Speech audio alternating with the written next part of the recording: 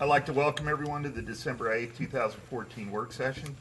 Work sessions are a more informal setting to update the council on business items. No votes will be taken on the work session items. Tonight we have 5 items on the agenda. Public comment is allowed that is germane to an agenda item. If you wish to speak, you're required to fill out a public comment card and turn it into the city clerk. Public comment will be allowed for a total of 10 minutes per agenda item and no more than 2 minutes per person. Public comment will be heard at the beginning of each item. Once the item is called, no other public cards will be accepted. Sudie, are there any public comments for item number 1? There are not. Okay. Are we on? Yep, now we are. We are now. There are not. All right, well, will you sound the agenda item, please? First item is consideration of RZ 1416 to amend Chapter 64, Article 17, Development Regulations. Ms. Kathy Field. Yes, thank you, Mr. Mayor Pro Tem and members of the City Council. This item is before us. It was a request from the Planning Commission. When the Planning Commission was deliberating on changes to the rural Milton overlay, there were extensive discussions by the Commission regarding clear cutting within the city. They believe that situations had arisen that concerned the Commission. Specifically, property owners had cut down trees with the intention of creating pastures, but had not used the property as intended. Therefore, staff was directed to create a clear-cutting permit that would assist in controlling future removal of trees in certain situations. The proposed new clear-cutting permit is within the development standards of the zoning ordinance and would apply to certain properties zoned AG1, R1, R2, and R2A, which do not have an approved land disturbance permit. You have included in your packet a proposed clear-cutting ordinance, and the city arborist and the city's zoning administrator are both here, as well as myself, to answer any questions you may have. All right, council, is there any questions? Just a question, Kathy. On the, they didn't create pastures as intended. It wasn't an example that they actually did with the land after they clear cut it. I'm sorry, I didn't quite. I'm just reading there. So situations that occurred that concerned the commission, property owners that cut down trees with the intention of creating pastures, but had not used the property as intended. That's correct. What did they do? They used it as a ball field in one certain instance. Gotcha. So what it does is it really closes the loophole in terms of our tree ordinance, in that you really need to use the land for what you say you're going to use it for. The AG1 zoning district, for instance, does allow for timber harvesting. There's a difference between timber harvesting, which is really land management, and where timber harvesting usually includes the backfilling of planting of trees, as opposed to clear cutting, which is just clear cutting the land, and which you are allowed to do, but to turn around and then a year later say, well, you know what, I really want to develop the land after all. It really sort of obviates the whole tree ordinance set of requirements by that. So this way it clearly states that if you're clear cutting, you can't develop for 5 years. So it really makes one think in terms of what one would want to use their land for in the future.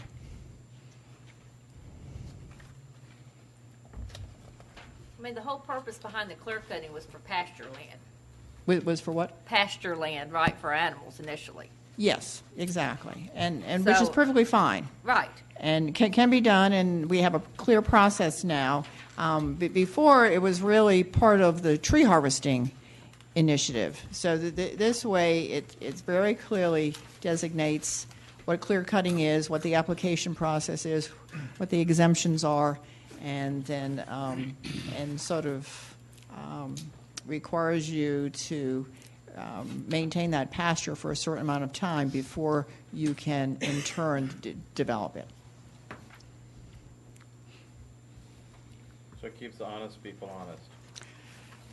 Well, it just sort of lays out exactly what the process is for what you're doing.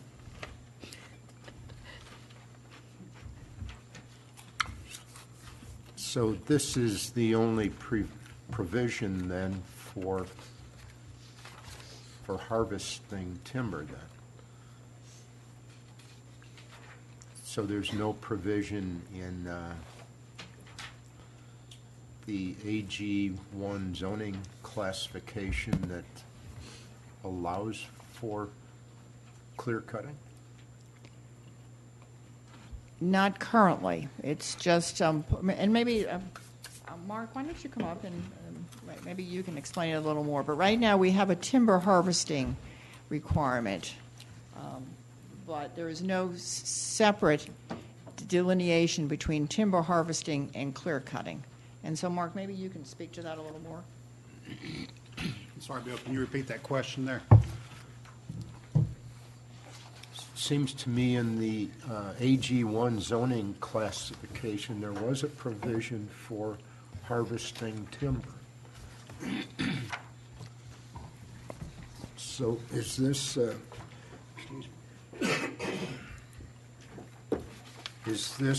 code change here, is this an additional code that, or in addition to an existing code?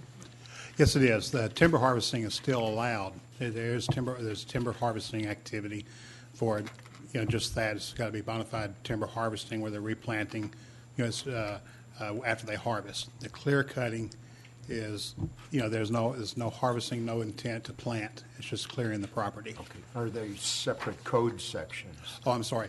I believe so. I believe the intent is to be. Because the timber harvest activity does follow under the tree ordinance. The clear cutting will have to be under zoning, because agricultural use properties are exempt from the tree ordinance under agricultural use. Right. And so I was talking to the Forestry Commission about this extensively. They did not have to follow the tree ordinance because they were exempt. Right. And so he said we need to put that in the zoning. And so that's what we're trying to do, is move that clear cutting over to zoning, where it's something that we can enforce. I think this came up in the Lockery issue about a year ago. Tree removal or tree harvesting. Mm-hmm. Or at least.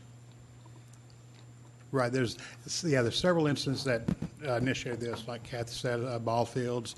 There's a Six Hills issue out there, and another site with guys. As of now, hasn't clear cut, but did some extensive clearing on his property, saying it's pasture. As of now, it looks like the intent is just residential, but that's what we're trying to do, is just circumvent some of this mass clearing with other intent. Okay. Thank you. Okay. I'm very glad we're doing this. I think we need to. If people really are clearing their land for pasture, this allows them to do that. If not, they're clearing their land for some alternative reason. This keeps them honest, so. Anybody else? All right, thank you, guys. City, are there any public comments for item number 2? There are not, sir. The next item is consideration of RZ 1417 to amend section 64.1 definitions. Ms. Kathy Field. Yes, thank you. Mr. Mayor Pro Tem, there are 2 items under this. The first deals with the definition of lot coverage.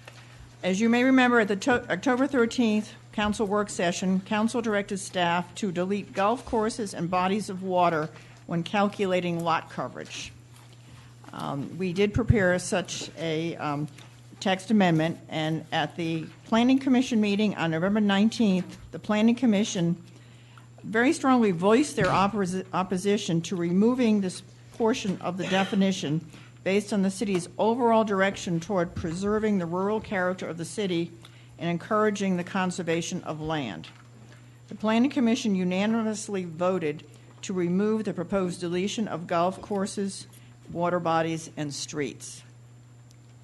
The second Item concerns the clear-cutting definitions. Within the definition of clear cutting, staff deleted the statement that clear cutting is subject to the same requirements as timber harvesting, and I believe we just discussed it. So for that very reason, we have a new definition of a clear cutting permit. The Planning Commission was in support of these two changes regarding clear cutting. So Kathy, Yes, just, sir. we used a double negative there. We said remove the deletion. So they want to add the deletion back in. Is They that want what to you're keep it saying? as it originally was proposed without the deletion that we're proposing tonight, yes. They want to add the deletion back in. Did, They want to keep it as is. no, right, I get Right. that, but did, either we're misunderstanding what the deletion does, or they're misunderstanding what the deletion does, because my understanding was that it's taking that acreage or that area out of the calculation, which would mean that they're not benefiting from an area that would have otherwise already been unavailable or wouldn't have had tree coverage on it. So we're forcing them to count just those areas where trees would exist in the first place. Well, this really deals with, and it is a little confusing, we've lumped both of these items into one text amendment. This one isn't really dealing with trees, sir. This is dealing with the issue of the lot coverage. If you remember, we had the discussion that Oh, 20% of the lot coverage, and we were having problems with the properties in the manor Yeah, because of the that's fact right. that we. Okay, I'm sorry. Okay, I'm that's sorry. fine. So if these are not deleted, then none of the future homes in the manor are going to comply, probably, or a lot of them won't. Perhaps, that's correct, because the lot gets shrunken, therefore the percentage of lot coverage also gets shrunken. But, and I just will paraphrase what the Planning Commission said, that they felt that we should be preserving as much open space as possible, and to combine this into the lots that they felt was sort of going in the reverse direction.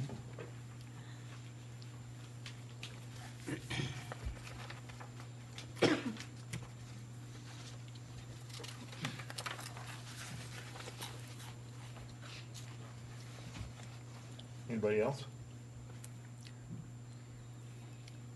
Just Yes. procedurally, I'm just trying to, this is the first time since I've been on council that we went ahead and voted for something and then the planning commission brought it back to us. Is that normal, or is that, it's sprung back to us? No, what happened was that you at the October 13th meeting, you asked staff to prepare a text amendment to reflect changes that are so noted here. Right. When we brought it to the Planning Commission as part of the text amendment review, where they get to weigh in, they did not support it. Gotcha. That's really what happened. Okay, okay. So basically, they did not support what we asked you to do. That is correct. Even more succinct. I'm just that going to is get to the correct. point. That's it. They just All right. wanted us to communicate it clearly to you all. Gotcha. Do they understand that if this isn't deleted, that none of the lots in the manor will comply? It's not none. We've only had a couple or three, about 2 or 3 lots that have been a problem, and really most of them have been resolved on their own. So there's only it's not most of, I mean, by far, it's not the majority of them at all. Most of them, 95% of them meet that. Well, but we really can't speak to the ones in the future, and I think that's what you were concerned about, and so And we don't have an estimation on the number of lots that may come up in the future. not at this point, sir. Largely it's determined by house size as well, because until the plan comes in, you can fit a smaller house on a lot and it beats the 20%. Sure. With these, requirements in, or you can take them out and the house could be bigger. But it wouldn't fit with the context of the whole subdivision as it exists today. And there would probably be some protective covenants in a neighborhood that requires a minimum square footage house size. Right. And that might be where you get it. That's the one conflict we've run into now, is to apply the strict interpretation of the standard, and then to put a house of size on it that meets the covenant in the neighborhood. Right. That's where we're ending up with the conflict. But if they're not liking it because they want to conserve as much land, I mean, bodies of water are Just like woods. are being conserved. I mean, you're not building on those. Right. And golf courses are conserving green space. I mean, I could see them having a problem with with the streets part of it, but I don't see them having any problem with the bodies of water or the golf course part of it. Or at least I don't understand their reasoning for having problems with it. Yeah, The size of the house would be bigger. Yeah, but still, I mean, if they're wanting to conserve land, I mean, a body of water is well, part of the land. I think also that they felt if the property was only 3/4 of the size because you had deleted the golf course or the body of water, that you should live within that 3/4 of the size in terms of what you're building. But as the city manager says, there are covenants from the HOA that are really working against that. So I guess that's. So do some of these with the definition of lot would be what's inside your 4 or more property pins, correct? So this is saying that if your property, your back went into the water to a certain point in the water, yeah, I mean, I think if it's within their property pins, they ought to be able to count it as their lot. Like I said, I could see them not I wanting get out street of to the street. count, and that's only probably going to be in the manor anyway. Similar to private, abandoned to the center line. Or Right. something like that, owned and fee to the center line. But I don't understand the golf courses and the streams, because those are green space, blue space. I'd be comfortable telling the planning commission that we agree to disagree.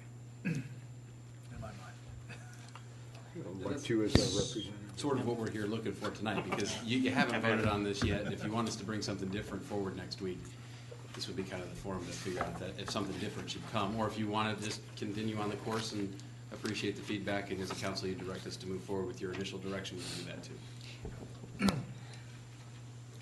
I haven't heard anything compelling us to change our mind. I mean, I could delete the word street, I mean, I could delete the part about streets only if we grandfathered previously platted subdivisions in. And so going forward, that couldn't count. But I think we've got to leave the bodies of water and golf courses in. I'm fine with it either the streets in or out. Any comments, Rick? That would just make them feel better.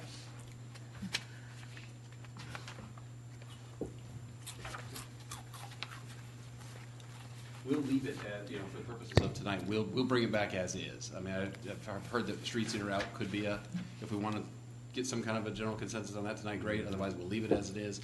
And if that comes in or goes out next week during the discussion at the public meeting, we can capture it however it falls with the council at that point. That's good. Do you think we'll get any representatives from the manor down here that have been behind this? I would, well, I don't want to forecast whether or not they'd be here or not, but I can tell you that they're interested. I can tell you that they're interested and engaged, and as I would expect them to be, because this really affects what's able to be built. Has there been any direct contact, I guess is a better way to ask the question, from manor representatives? Yes. Oh, yes. Yeah, Lee's been in contact with us Lee several Duncan times. was. Several times. And in talking with Lee, one of his thoughts was just to leave the code alone, but to some degree, if it's a private neighborhood with certain design standards, just exempt the whole neighborhood. That's a little bit harder to do, because you'd have to set parameters around what would cause you to be exempted versus not. So I appreciated his feedback. I think if the council so approves this, it will accomplish what he was hoping for in just a different way. But I don't know that we necessarily want to give up our design standards in a certain area and leave it to the HOA when we can accomplish something like this through our code. And I think the result is that makes sense. But yes, Lee's been very involved. I mean, you all know Lee. Now it's coming back to me. Yeah.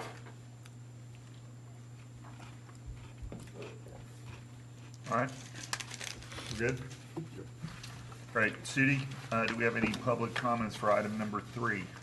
We do not, sir. The next item is discussion of revisions to Chapter 4, alcoholic beverages. Ms. Stacy Inglis. Well, good evening, everyone.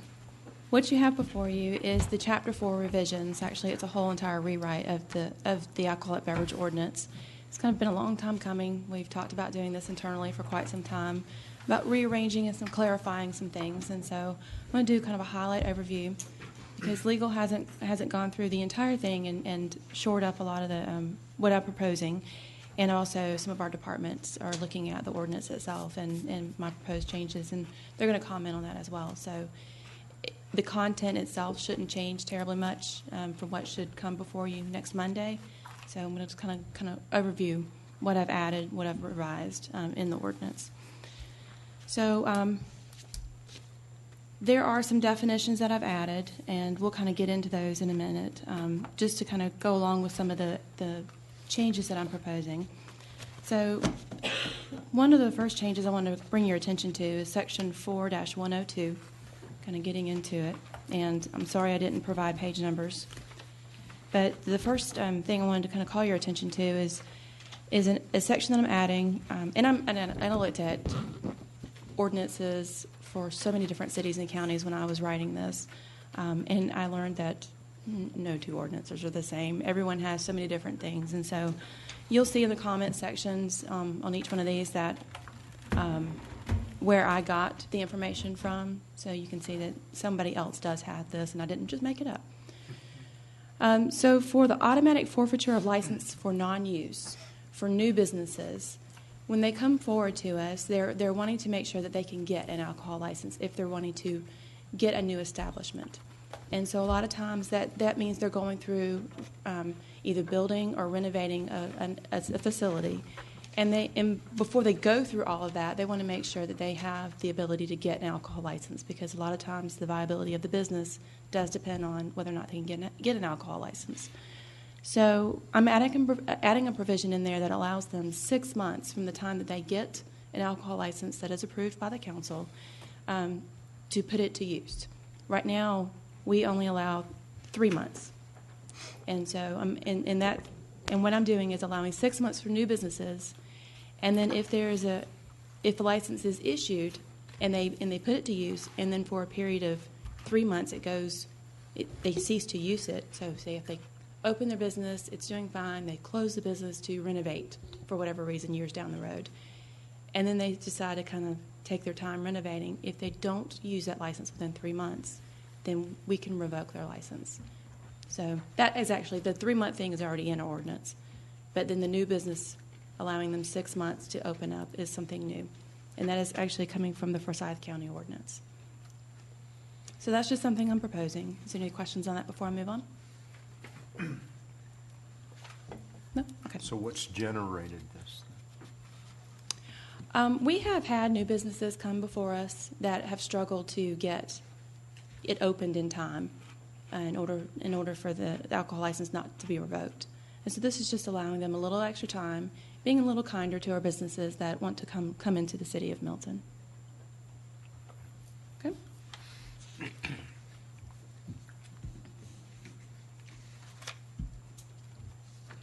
All right, section 4-123 on the next page.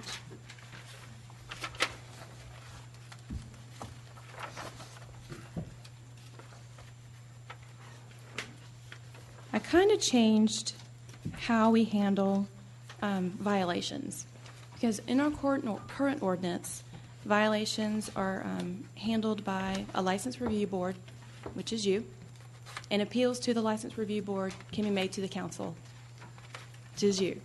So it didn't make sense that you make the decision and then they can appeal it to something that you made a decision on. So I'm changing that. What part of it doesn't make sense exactly? Well, so I'm changing that, and and that is coming from a couple of different ordinances. I think I looked at Forsyth County in particular. And I looked at the violations as far as how we handle the violation. So, I mean, right now, like I said, License Review Board, for violations, I'm putting in there they have to come before you for a hearing and in order for you to determine what the penalty should be.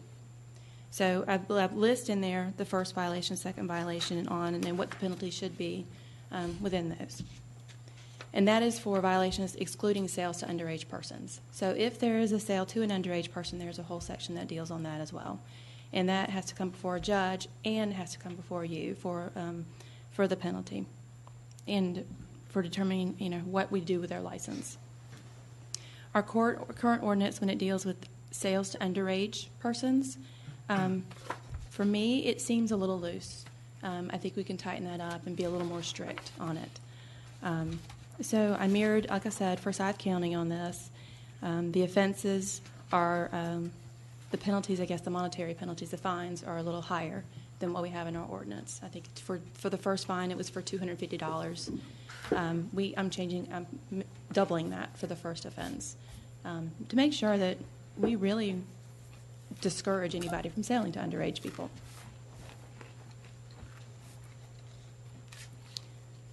That's pretty much what I wanted to highlight there. Are there any questions there? So you're in section 4123? Yes, sir.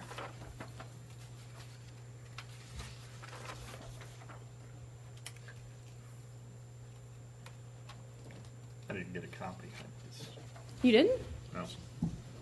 Is there one in the mayor's? I think somebody assumed I was going to pull it up on my iPad, but my iPad's in a process of melting down right now, so I just don't have a copy. I'm sorry about that. That's my So we'll fault. take care of that. Let me get them this, Sudie, and we'll- You're about to get 4 copies. Well, no, I was good just listening to Stacy. You guys don't have to give me your copy. I'll share. I'm good. Okay, so the points that you just mentioned in 123, there are no changes? Nothing's highlighted in that? What is, are the monetary The whole changes? section is highlighted. I highlighted the title of it, it's section 123, enforcement of this chapter. And the comment there is Forsyth section 6-11. So instead of highlighting the entire thing, sorry.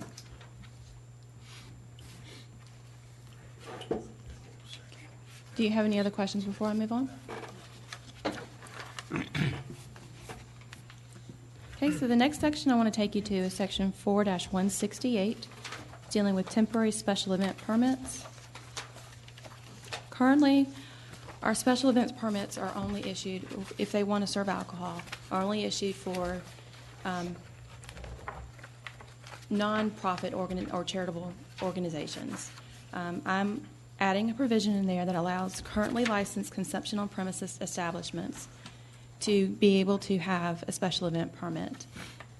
They don't have to attach themselves to a nonprofit or charitable organization. Okay. Have any questions on that? Did you say they would have to be a business Currently license? licensed, Currently licensed consumption on the business, premises. Consumption on the premises, Mhm. gotcha, I was just making sure I heard that right. We have that different in our current code, and there's so many ways people have gotten good at figuring out how to get around that provision in the code. It just takes somebody that's a charitable nonprofit to write a letter saying that we're going to benefit in some degree from it, that it almost felt as though we had perfected the workaround as opposed to adherence to the code. So the poor not-for-profits are just going to miss out on those donations? The $100 donation they got for lending their name. It was a joke, Chris. Keep going. I was trying to figure out how to. Yeah, that's all right. That's all right. Or not. Stay silent. Okay, so the next section I want to take you to is dealing with specialty gift shops. This is something new. This is in section 4222. Okay.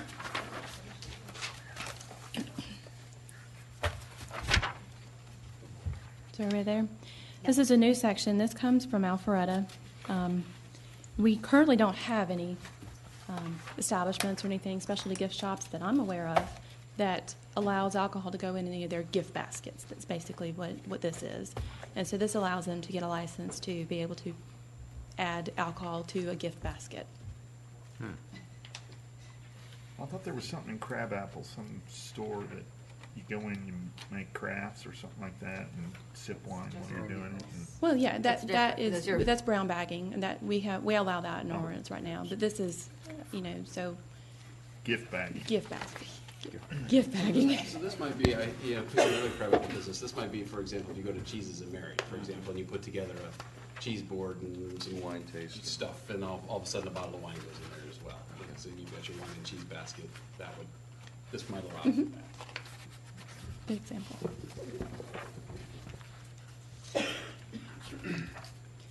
Okay, so the next section I want to take you to is deals with brew pubs, and this is just a simple change from what we currently have in our ordinance. And this is section 4.254. Currently, we have a limit of 1,500 barrels that can be manufactured within a given year, and the state allows 5,000 barrels, and several of our sister cities allow 5,000 barrels to be manufactured within a given year. Figured at least do what our sister cities are doing. So that's the only change that I'm making there. Well, the major change that I'm making there.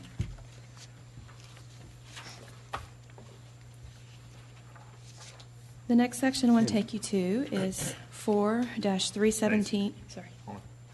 Do you have a question? And you define barrels as 55 gallons. 2 kegs. Is there a definition for barrel? Let me check real quick.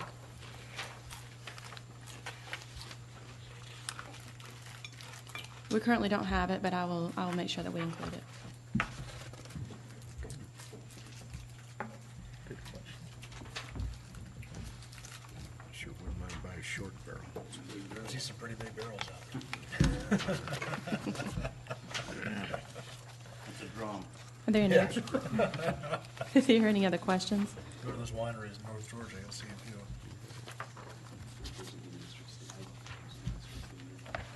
Okay. The next section I want to take you to is 4.317, and that's dealing with alcoholic beverage caterers. We currently don't have any provisions that allow for alcoholic beverage caterers. And I'm looking at, let's see, I think most of this came from Alpharetta. And they have 2 different sections that deal with resident caterers, so people that we currently have a consumption on premises license, and people who are non-resident caterers. So if you get a special event permit and you are a resident caterer, then you can get a caterer's license along with your consumption on the premises license that will allow you to serve at a special event within the city of Milton. And same thing goes with the non-resident caterer. If you're located outside of the city and you come within the city, for anything that requires a special event permit, you have to pay for a non-resident caterer permit along with it. This just allows us to What if it- monitor and control. What if it doesn't require a special event permit? What if it's at one of the facilities that we allow special events at, and it just happens to be a caterer? We have a special event license section, special Okay. event facility section. And that's the Okay. next section I want to take you to as well. And it's a small section, but it allows for special events facilities, and there's a definition for a special event facility, to get a consumption on premises license. That way they don't have to get a caterer license for every single time they want to have an event within their facility. How does that work if it's the caterer that's actually serving the alcohol?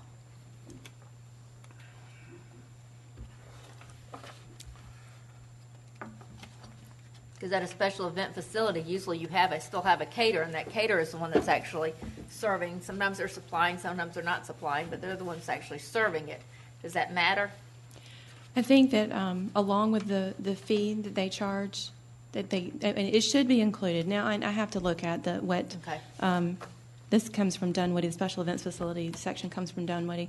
I'll call Dunwoody to find out exactly how they handle that. If they require non-resident caterers to come in, Look at Roswell, because Roswell has a lot of special event facilities too. I'll look at Roswell and Dunwoody.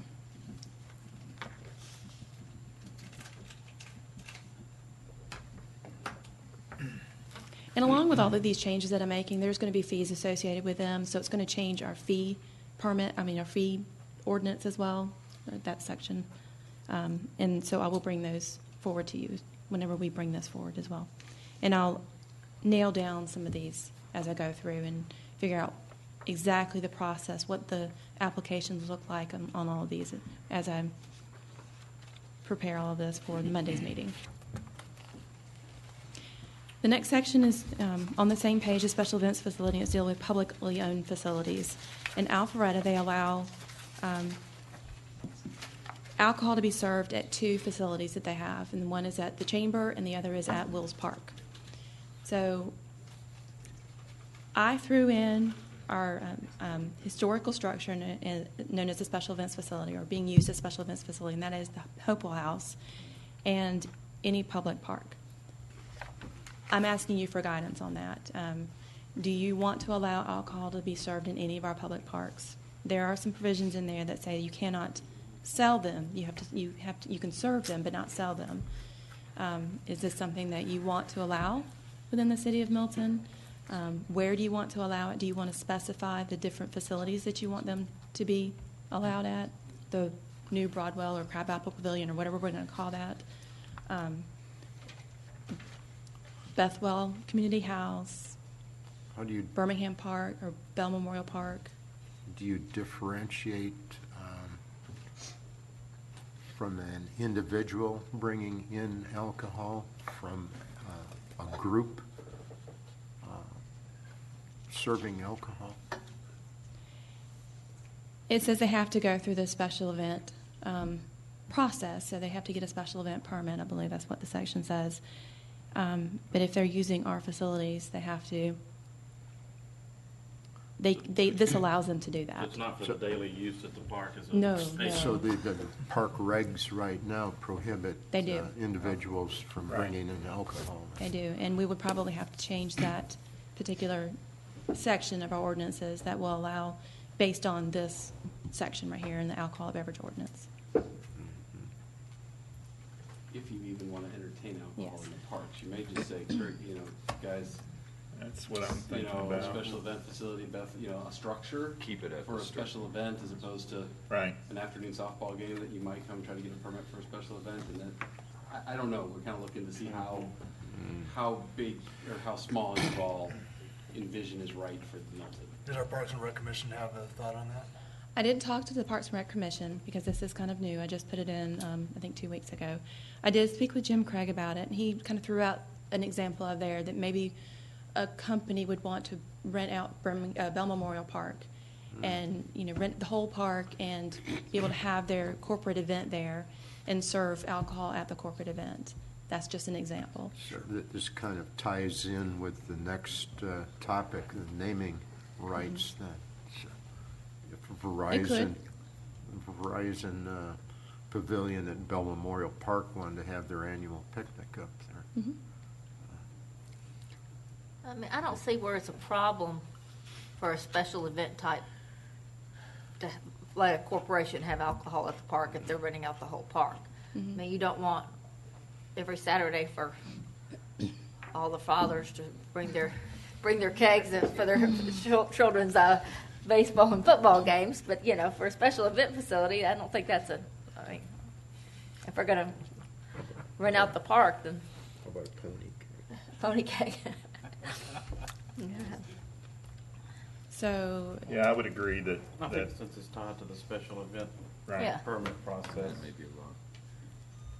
So You you're would good still with have, it? you would still have to review it. Yes. This just allows the potential for it to be in, is what you're saying.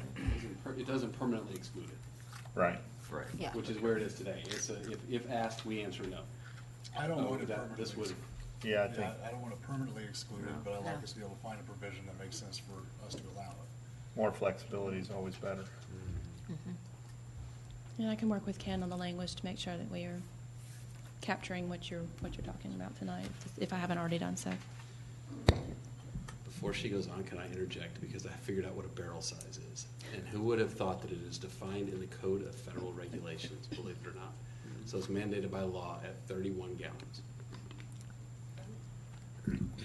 Yeah, that seems right, because a That's- keg is about 15 gallons of beer. 15 So, and a half, the ponies. I was slightly aback when I saw, Yeah. 27 CFR 25.11. I thought, wow, of all the things that the government has regulated, even the size of a legal barrel. barrel of beer is regulated in the Code of Federal Regulations. well, beer manufacturers report production in barrels, so I guess It's that's. changed over time, though. That was the other thing I found, is that Oh. it's changed from 50 gallons down to 31. So it used to be 50 gallons. 55 gallons.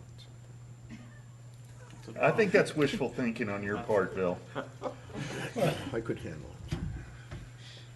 55, 50, 31, maybe it goes by, never mind. Well, it's.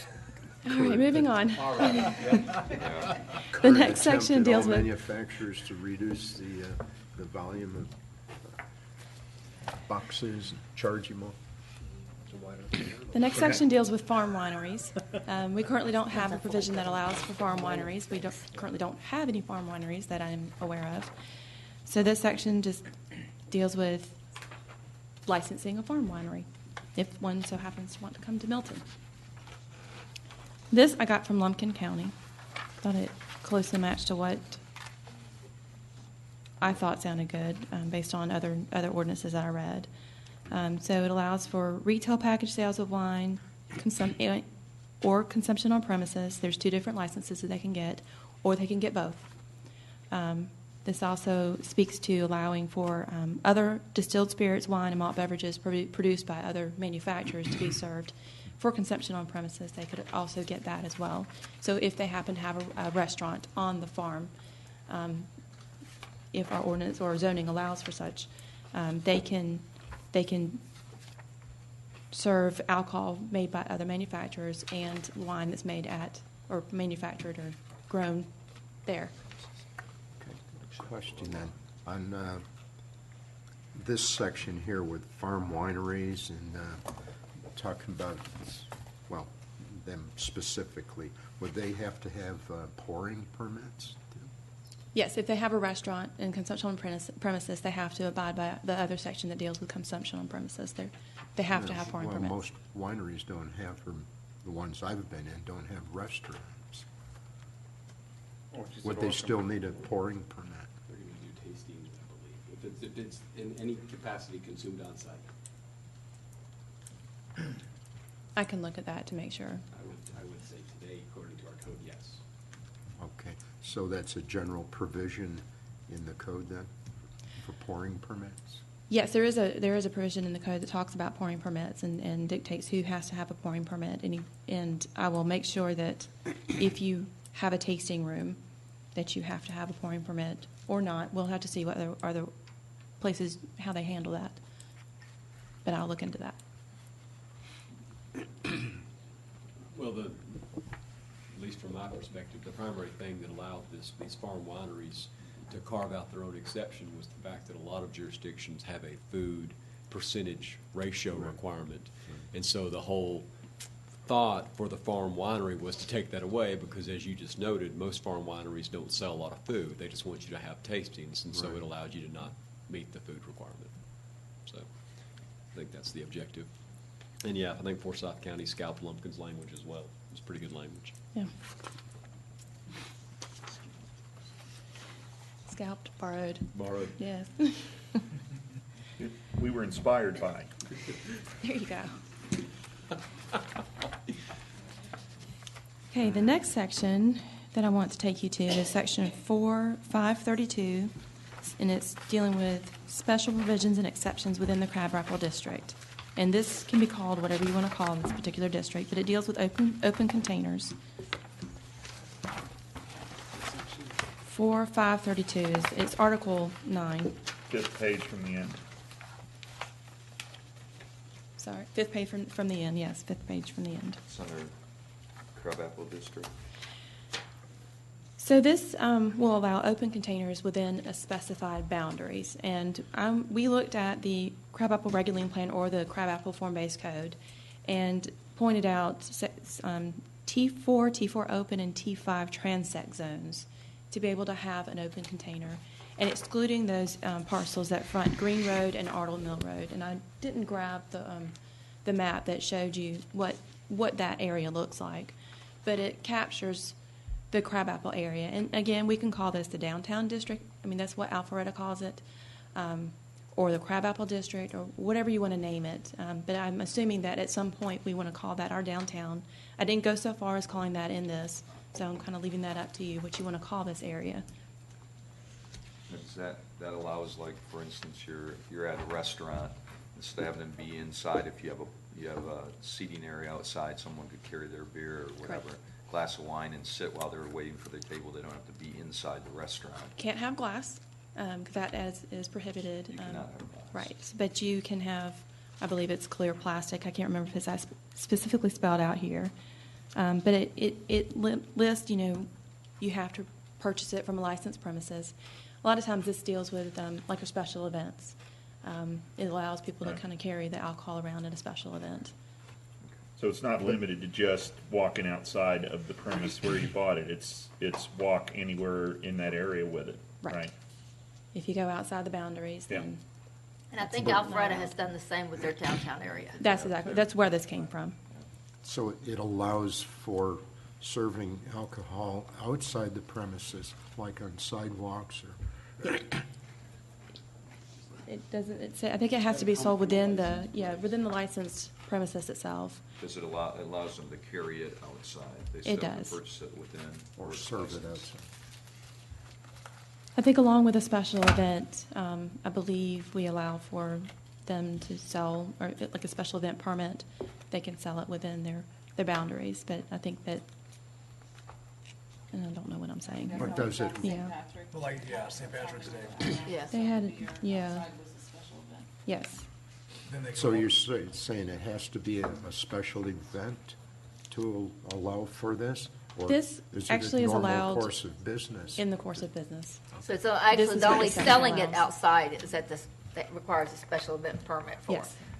So they can't sell it in a parking lot on a daily basis. They can, So Right. this Then you allows you take to it in- carry it once you purchase it inside the, yeah. but you If can I read the code the way it's presented, so let's put a real world example to it. Let's say I'm gonna pick a restaurant in this crab apple area. Let's say I walk into Cans and decide I need a Corona for the road as I'm gonna walk down to, just for giggles, to do my next thing for the night. It specifically prohibits glass, bottles, and cans, but as long as the business that is otherwise permitted to serve alcohol will serve it in a paper or plastic cup, and it only can sell one at a time to somebody, that I can then legally take my paper or plastic cup with my Corona in it and walk down to Just for Giggles and be totally legal while I'm on the sidewalk. Because I bought from a place that was authorized to sell. They served it to me in a fashion in which I was allowed to be in public legally with it. That's, I think, what we were trying to capture here. So Chris, right now, I mean, I'm trying to imagine what the definition, what area in crabapple the definition includes, and I'm having a little bit of a hard time. But let's just pretend for a second that some of that area doesn't have any operations in fronting it. It's like a blank lot, or it's something else that may at some point in time be the thing. like City Hall. Yeah. So right now, people could be consuming alcohol in this area. I mean, we've got no way of proving where they purchased alcohol from if they're drinking it from a plastic cup. And I don't necessarily want to try to figure that out either. But I'm just wondering about the timing of this, and does it make sense now, or is it something that we should delay pending, the appropriate amount of development in this area? I'm just asking. You certainly could do either or. The opening up of this alcohol code, though, in its rewrite, more lengthy rewrite, was because I thought that we were I thought that we were feeling some direction that we needed to make sure that we had crabapple compete with downtown Alpharetta. So that's why we kind of opened this thing up, and kind of like the sign code, when you open it up, and you can either open it up and fix one small thing, or you can open it up and look at it more globally. Thankfully, Stacy took on the project of looking at it more globally. But we could show you the area, but the whole crabapple area was almost why we even opened this thing up and had it. So. Is it currently legal for one to walk around that area or any area in the city with your own Open beer container. from your house? No. It's The not. only time that it would be allowed at this point is when we bracket the certain area and we issue a special event permit, which is, so Crabapple Fest is a prime example. On that day, during that event, it became legal, but not, if I went But a home resident tonight. of the area can't. No, if I went home legally- tonight and popped a beer and decided I was gonna walk across the Even if street, it that was would in be a paper illegal. cup. Even in a paper cup today, that would not be legal. They put it in a paper bag. So T4 open, and 5, T4 open, and T5. And back on the west side, it's down in that little corner. Are you down So on this Broadwell? section right here is Threats Green Road, and we're excluding that. Okay. And this section here is on Mill Road, and we're also Okay. excluding that. We are just focusing it on this section in here. So really the Okay. commercial Yes, area of, mostly. It's down Broadwell and then over to Mayfield, that crosses over Yes, Birmingham. Here's Broadwell, Yep. Okay. Okay. Obviously, because this is an ordinance that has, quasi-criminal implications, you can get cited for it. We'll have to very clearly delineate where it's legal and where it's not, just for purposes of, fair How do we notice. do- People how have do the we right do to that? know. How would someone walking with a paper cup know if they take the wrong step that they're out of the bounds? That came up before. They'll get arrested. Yeah, I was gonna say. Well, during St. Patrick's Day, they put limit signs up in the perimeter. Right. Yeah, they were called chain link fences. But this is an ongoing thing, right? But I think you could put them How does on Alpharetta do it? light So, poles and yeah. with the sidewalk. How areas. is Alpharetta, how are they handling, do we know, or? I don't know the answer to that. I could envision that we would define this area and then visually depict it, so that at least somebody was on notice as to what was the Right. legal area and what wasn't. Do not, But I'm do not guessing- cross warning? Really, I don't know that we go to that point where we draw lines out the ground, but I'm betting that there's going to be appropriate signage that comes out of our whole downtown project over there, that this would be a part of that. We- In the meantime, could any place that is actually serving alcohol in that district have the information posted so that way at least everybody would know it until we got up permanent signs? We can require that. Print it on the paper cups. We could also, if you want to go as far as, I don't know if it depicts this within what I've written here. I can't remember exactly what I wrote. It's been a while.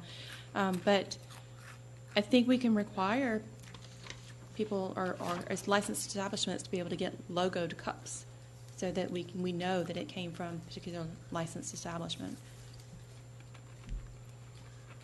Or you can be like Savannah and just allow. I was gonna say, then we're just gonna sponsor some kind of black market for cups and, Coming soon to eBay. yeah. There's an idea.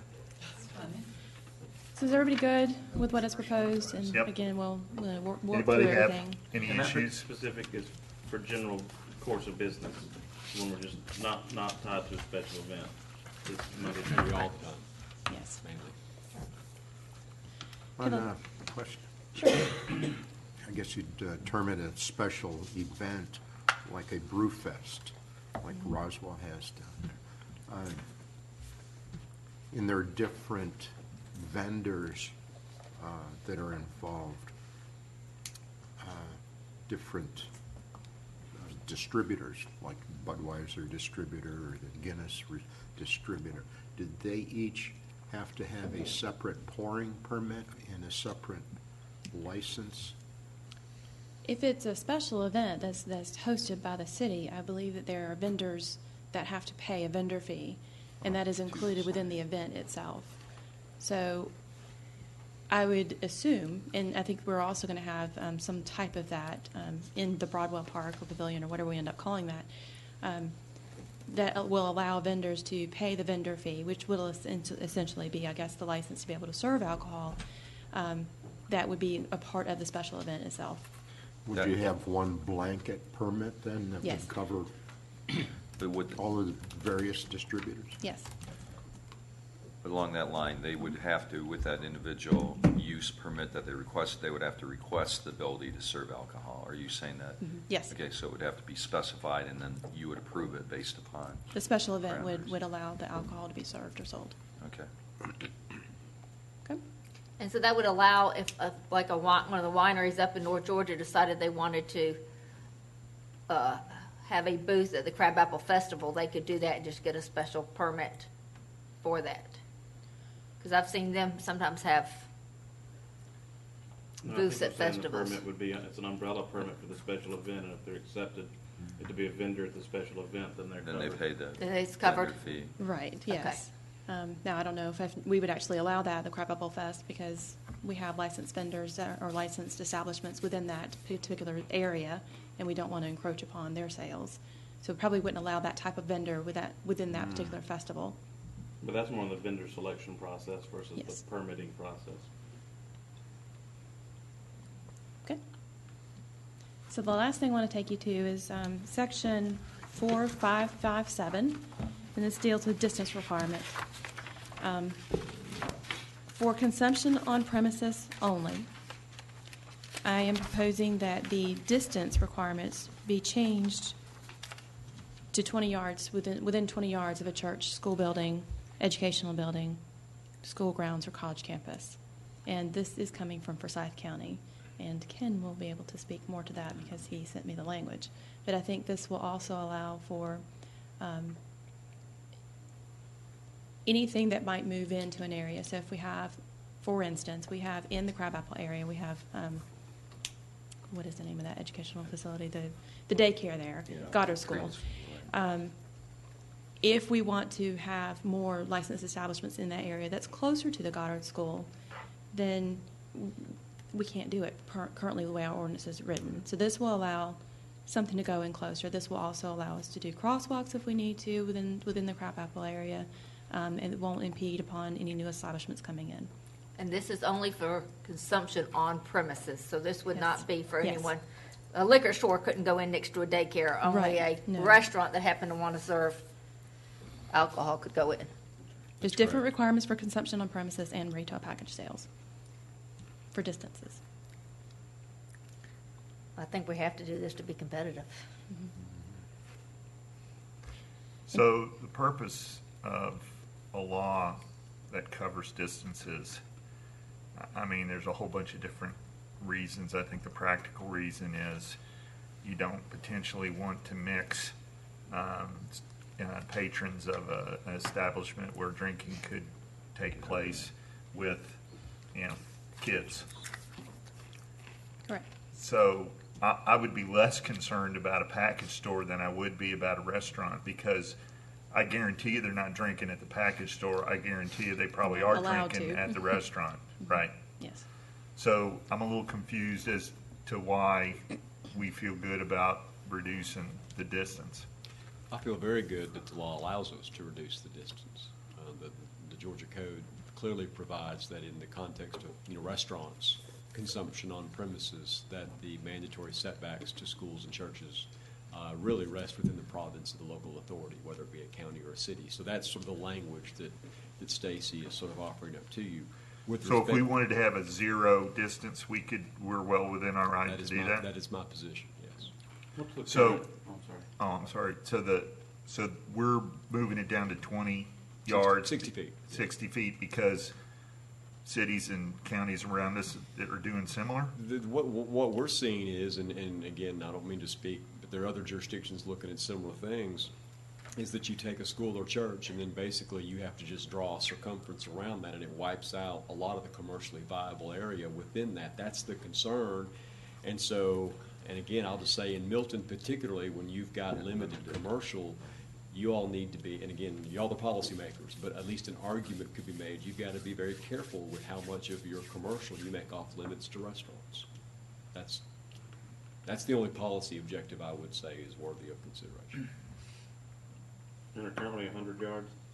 100 yards if you have wine and malt beverages of any school building. And then if you have distilled spirits, it's 100 yards of a church building or within 200 yards of any school building. And Stacy is correct as well, that with respect to package stores, that's not affected by this. The same distance setbacks would apply. That's point number C underneath there, two down. B and C. Are you saying, Ken, that we don't have the same flexibility when it comes to package stores? Yes, sir. Oh, Exactly what I'm saying. so there's a different set of rules that apply? That's right. I think the General Assembly has given you flexibility on setbacks for restaurants and has not given you that flexibility with respect to package stores. Haven't we discussed this area before in terms of if it's a radius or the path of walking and? Yeah, I'm glad you brought that up, because that's one of the things I wanted to highlight too, is the way the code's written is it contemplates that distance based upon the most legal straight route. So let's play another real world example. You got the Goddard School, and right across the street from it is you've got the Old Blind Dog, almost directly across the street. But the Old Blind Dog never would have happened if, in fact, there was a crosswalk there at Lacoma Trace or whatever that road is that's right there. And we've contemplated and have had a pretty strong community outcry to put crosswalks on the Crabapple Road there, because people are doing it, whether there's lines on the road or not. It's like Frogger sometimes when you're out there trying to get across the traffic. So, the thing we could do tomorrow is if we plunk down a crosswalk right there at Just for Giggles, we essentially have taken, and now we've decreased that legal distance path that really takes you all the way up to the corner and across. Right.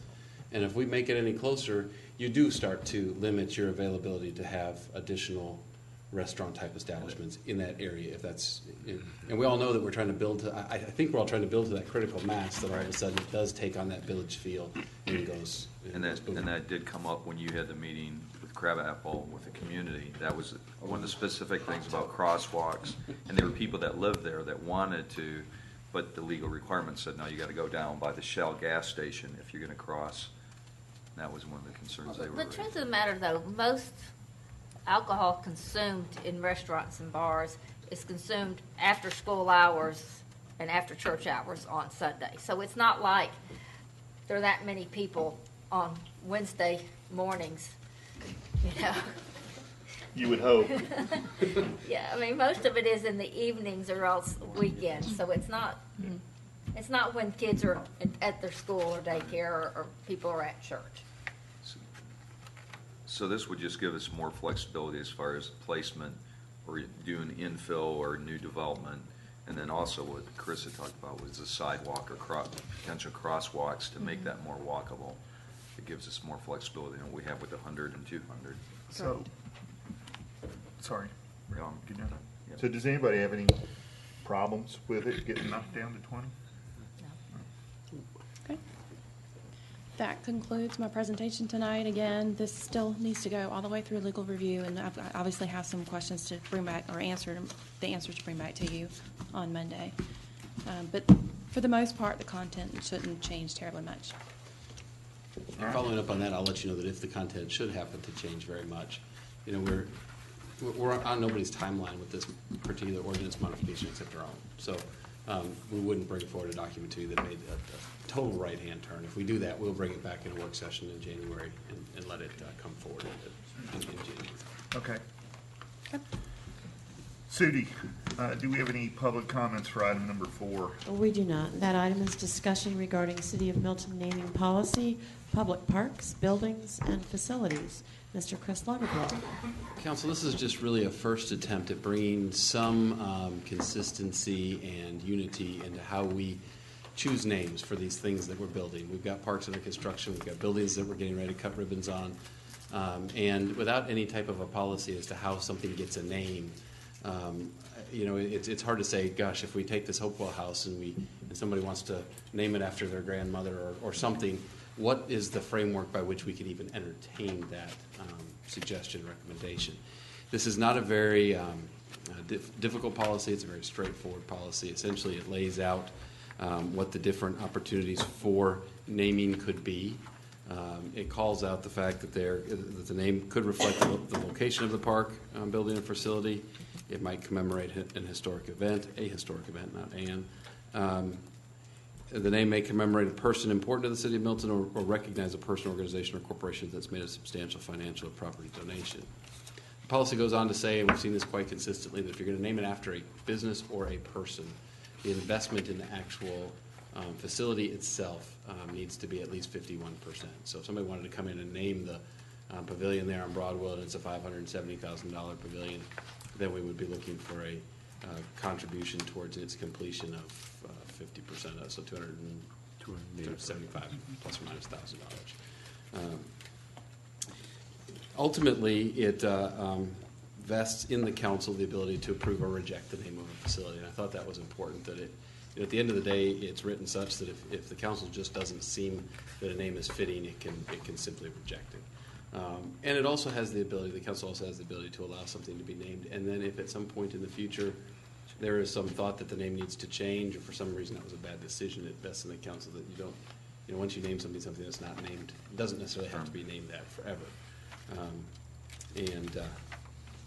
You know, it's a solid, about on par, about on average with other naming policies we've seen in other cities. It's really not doing anything that's extraordinary other than providing some type of a framework that these applications or requests can come in, and it's ultimately vesting in the council's ability to make a final decision. You know, the good news is that we need to use this policy pretty darn quick, actually, because we have two facilities that are getting to the point that we really need to give them names so that we can start to order signs and plaques and dedication things, so that when we open them up, that they actually have a name. Those two projects are what we've been calling the Hopewell House and what we've been calling the Crabapple Pavilion or Broadwell Pavilion. Those have been really kind of working construction titles, similar to how they named this the Bethany Bend High School before they named it Cambridge, before it got its name. You know, you name it based upon a location. One house happens to be on Hopewell, and the other, and the pavilion happens to be on Broadwell. So naturally, those names have fallen out. But maybe have a discussion tonight, if we can. Number one, if you have anything specific you'd like to see in a naming policy other than just a general framework that I outlined. And then two, I really could benefit from a quick discussion on what you might think, or if you have any initial reactions to, Chris, I've been thinking about this name for that particular house, or I've been thinking about this name for the pavilion. You might just say, gosh, over time they've morphed and one's become the Hopewell House and we know it is that, and that's fine. And you may say, that's become the Crabapple Pavilion and we've called it that since the beginning of time, just keep calling it that. But I'd like your feedback as well, because we need to get ready to open those two facilities, so I could use a little bit there if you have it. So Chris, I know that 51% is just a swag at some metric, but have you ever thought that, you know, the costs are a cumulative kind of thing over multiple years, and the payments are a cumulative thing over multiple years, so we start getting really, you know, pressed on, well, what do you mean by 51%? 51% of what? Of what? How much time do I have to pay that 51%? That kind of stuff.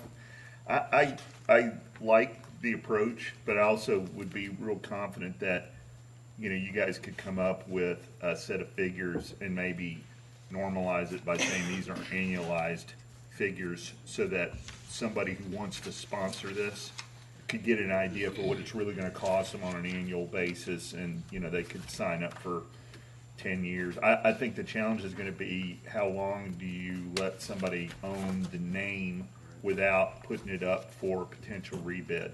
And I would suggest that we probably have a shorter time period initially until we start figuring out what the real value is, and allow things to become competitive potentially after that.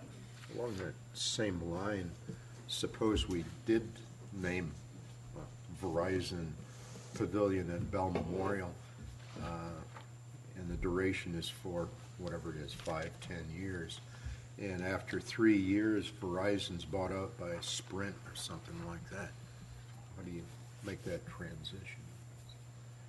Or how do you make a provision to rename? Do you refund part of No. I think it's cash It's up gone. front. If it's a, Yeah. if it's an advertising type of thing, like that that? it's That's the spirit that this was contemplated, was rather than annualizing some type of an investment over a period of time, this was contemplating what it would look like to make an investment in, for whatever the term was, but make that investment up front, to eliminate the possibility that you'd have you know, we've got, I don't want to give away who, we've got an example of one that's here locally, because I'm not ready to discuss it publicly yet, but we have an example of just that, where a company was under a certain name and then it was bought by somebody else. And not only does the name change, but colors change and logos change, and a lot changes. So let me put some work into, I think we were thinking about putting in 51%, that if somebody wanted to, in a tribute to a grandparent or a mom or something, wanted to name it after an individual, that there would be some type of a dollar figure that would go along with doing that. Yeah, maybe I misunderstood, Chris. You're talking about naming permanently. all kind of name. I mean, a variety of things, isn't it? You're talking about signing up for this being the name forever. That was what was contemplated by what was brought forward. If we wanted to name it the Chris Lagerbloom Senior Center, or the you know, I don't want to name somebody else's name, because typically you get a name attached to a building when you're not here anymore. So I'll just name myself. But that's what was contemplated by that. Yes, what you're talking about is a bit of a different, almost a partnership in a corporate talking about sponsorship. Sponsorship like a, right. Because, For a yeah, building. I didn't think, yeah, okay, all right. So let me do a little bit. Let me do a little bit more work on the sponsorship aspect, and less on the naming it after a person. I think Kathy thought, as she and I were discussing it, that there might be a ripe opportunity for something like a senior center to actually have that named after somebody. You know, people like, we've seen examples of that in other areas where people like that would make an investment, know what that investment is, but know that then there's a senior center that's named after their mother or their grandmother or their grandfather or something.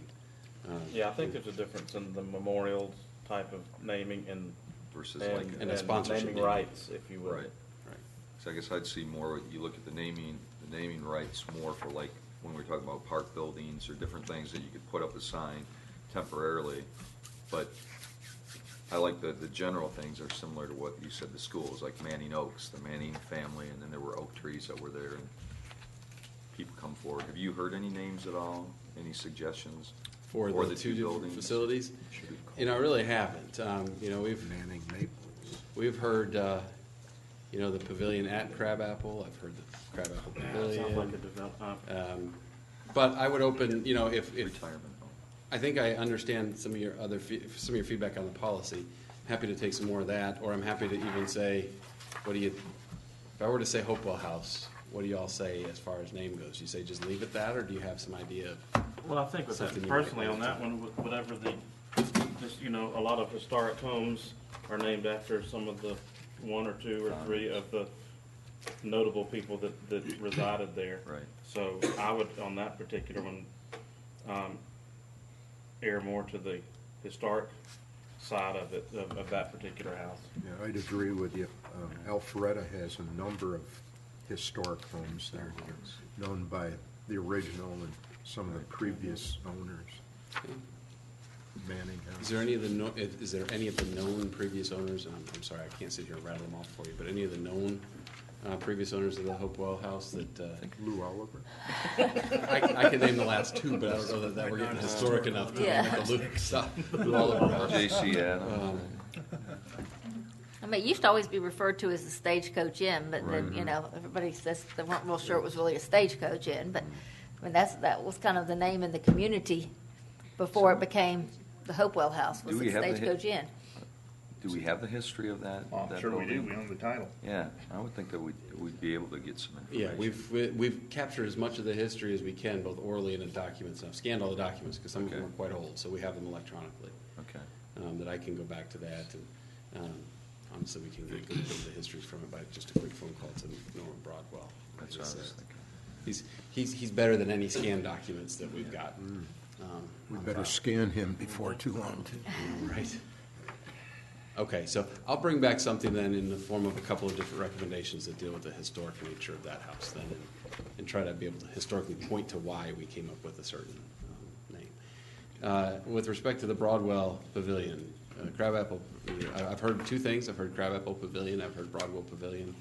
I've heard the park at Broadwell.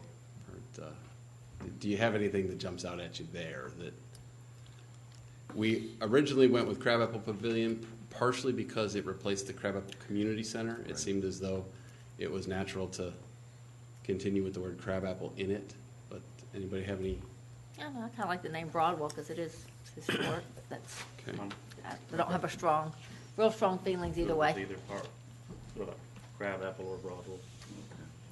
Broadwell Pavilion and Crabapple. I don't like the ad, that's too trendy. How about the Broad Apple? Sounds like a baseball venue is what it sounds like. Or the Crabwell. Crabwell. Would anybody, having heard those comments, but if I were to bring forward the Broadwell Pavilion, would anybody object to that? Okay, all right. Okay. Well, what if in that one, I mean, obviously too, I'd like to know what the Crabapple Community Association might want to think on something like that as well. You know, if we open it to the public, maybe they might want to say in the naming of that. Just my thought. I can reach out to somebody from CCA and just see if they, see what their thoughts are. See if I mention the word Broadwell Pavilion and they cringe, I'll see what they, we can reach out to Peyton, I guess, that would probably be easiest, yeah, okay. All right, I'll put a little bit more work into this particular policy and capture the sponsorship aspect of how we would look forward. Small term, understanding what the costs are up front, annualize that investment so that people know what the true all-in costs and then what they can expect from it, I think is what I've heard. Okay. Thank So you. we can send Norman a bill for naming it the Cowboys building. If he's, See if he'll contribute 51%. He can pay that bill by helping me understand the history Okay. of the house to pick the Okay. right name for it. So we'll allow that as in kind. All right. Is that it? Yes, sir. Thank you. Sudi, are there any public comments for item number 5? There are not, sir. What a Next- surprise. The next item is discussion of possible charter amendment regarding lease, use, and management of city-owned property. Mr. Ken Gerard. Mayor Pro Tem, members of the council, I have often mentioned to the city manager how remarkable the city charter is and how broad its powers are. I don't know if you ever camp out on your charter and sort of read through it, but if you ever go to the provisions of the powers of the city, it is remarkable. I want to read this very quickly to you just because, you know, it's sort of the thing I really think is cool. I don't know whether y'all think it's cool or not, but I think it's cool. The city of Milton has the power to exercise all powers now or in the future authorized to be exercised by other city governments or municipal governments under other laws of the state of Georgia. Wow. And no listing of a particular power in this charter shall be held to be exclusive of others, nor restrictive of general words and phrases granting powers, but shall be held to be in addition to such other powers unless expressly prohibited to cities under the Constitution of the state of Georgia. Anyway, whenever I read that, I just think to myself, whoever was drafting your charter really intended to ensure that you had the power to do what you need to do to provide municipal services. Having said all that, and in spite of the incredible breadth of the power that the city of Milton has under its charter, under the issue with respect to property and disposition and other sorts of flexibility with respect to property, I have made a recommendation to the city manager that we come to you with a potential charter amendment undertaken by way of the power that all municipal governments have under home rule. And that is to add language to 2 sections of your charter, section 1.112 and section 6.32. Under the issue of municipal property ownership, I would like to add language that says that the city has the authority to acquire, dispose of, and here's the new language, lease, enter into a contract for valuable consideration for the use, operation, or maintenance of, and then going on, and hold in trust. Obviously, the point being is I'm wanting it set forth with specificity that the city of Milton has the express, not just the implicit power within that terribly broad language, but the express authority to enter into leases as well as management contracts. So I'm just not. Go ahead. Isn't this covered in our building authority bylaws? It may be covered in the building authority bylaws, but I would respectfully ask that it be put into your charter as well, which is your foundational governing document. And again, from my perspective, members of the council, this is a belt and suspenders operation. I have told Chris before that I could camp out almost all day on that broad power I read to you in the beginning preamble. But just to take away any question, I would like to and respectfully request we add this by way of an express charter amendment. The law does allow this. It requires us to put a legal ad in the paper, and then you have to ratify it at 2 back-to-back meetings. We have sort of commenced that process, but of course it's ultimately up to you, and if you can get comfortable with it, I would respectfully ask us to move forward. Is there any downside to doing this? I can answer for myself legally, there's only an upside. I can tell you, council, the reason that this even fell out, why you might say, why bring this? How did this end up on the screen? If you recall, a couple of months ago, you've given sort of the staff direction to go see if there's an opportunity to use our property on Highway 9 in a different way between now and when we actually build on it in 2019. And you know that one of those things that we contemplated was leasing it and its use for a different purpose. That's why this is all of a sudden hit. And this charter modification will allow us to bring that lease forward to you, which would allow that then project to occur that we've talked about. I don't want to specifically define it because I believe it was an executive session topic that we talked about. That's correct. And so I don't want to define what it is. You all know what it is, but that's why. So if you say, wondering why this all of a sudden became important, that's why. So Ken, when you describe that language, you used the term maintenance, not management. I'm just assuming that you got your M words mixed up there. That's right, I did. Okay. I got my M words mixed up. Management is what I meant.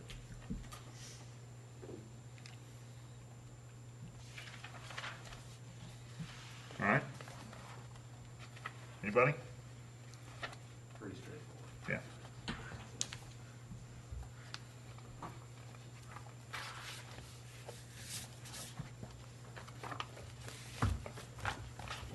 That's all I got. Good. Yes, sir. Before you adjourn the meeting, could I just quickly bring your attention, council, to a special event that was planned for tomorrow night. It's a quick special event. We're going to have a impromptu, more or less, community lighting of the city's Christmas tree at Webb and Highway 9. It's at 5:30 tomorrow night. We got a phone call from Santa. He's indicated that he's coming to light our tree, and I anticipate a lot of several families will show up out there. And we wanted to call it kind of like a flash mob tree lighting, but we thought that sounded destructive, so we changed our mind and didn't use that. But a flash lighting or something, it was, yeah, no, we can't do that. That sounds dangerous. So this is a relatively informal, but a quick little community gathering if you want to come out and just be a part of when the lights turn on. That'll be tomorrow night at 5:30. All right.